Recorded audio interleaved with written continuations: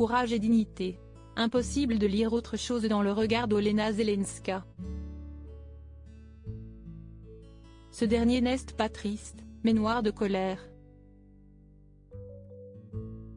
Envahi par l'injustice qui frappe son pays, l'Ukraine, depuis le 24 février 2022. En voyage en Europe ces dernières semaines, la première dame a accordé une interview à Paris Match, en kiosque ce jeudi 29 décembre. L'ancienne scénariste se confie sur son quotidien sous très haute tension à Kiev, ses missions politiques, mais aussi sur sa vie de famille, fortement impactée par le conflit. Noël, le président ukrainien, son épouse et leurs 2 enfants, ne l'ont pas passé aussi chaleureusement que dans les pays limitrophes. L'ont-ils même passé ensemble? Il est impossible de prévoir quand nous pouvons nous retrouver avec mon mari, révèle Olena Zelenska à l'hebdomadaire. Depuis le mois d'octobre, les forces russes frappent en priorité les infrastructures civiles, privant des millions d'Ukrainiens de chauffage, d'électricité, d'eau.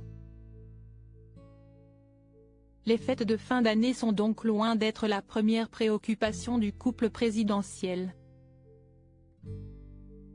En Europe, Olena Zelenska est venue s'assurer du soutien moral et financier de 48 pays et 24 organisations internationales, lors d'une conférence de soutien à la résilience civile de l'Ukraine organisée par Emmanuel Macron. 1 milliard d'euros de dons a ainsi été acquis.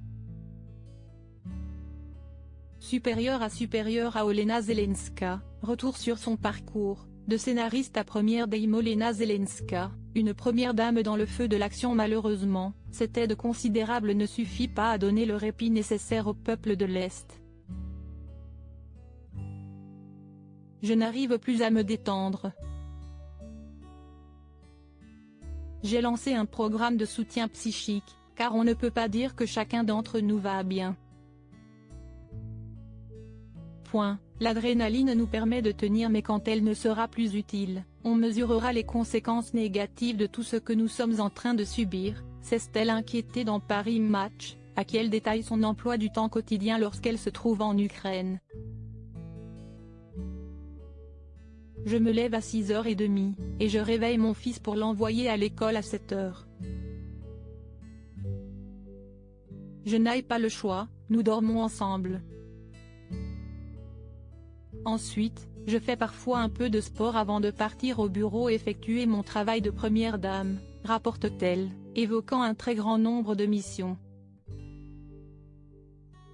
Entre les interviews, les programmes d'aide psychologique, l'organisation des cantines scolaires et de l'alimentation des personnes déplacées et les projets de reconstruction, on ne peut pas dire qu'Olena Zelenska ait véritablement l'occasion de souffler. Mais consciente de la responsabilité reposant sur ses épaules, la première dame proche de Brigitte Macron ne compte rien lâcher. Cela fait trop longtemps que nous attendons la victoire, le retour à la vie normale, et cette attente nous épuise.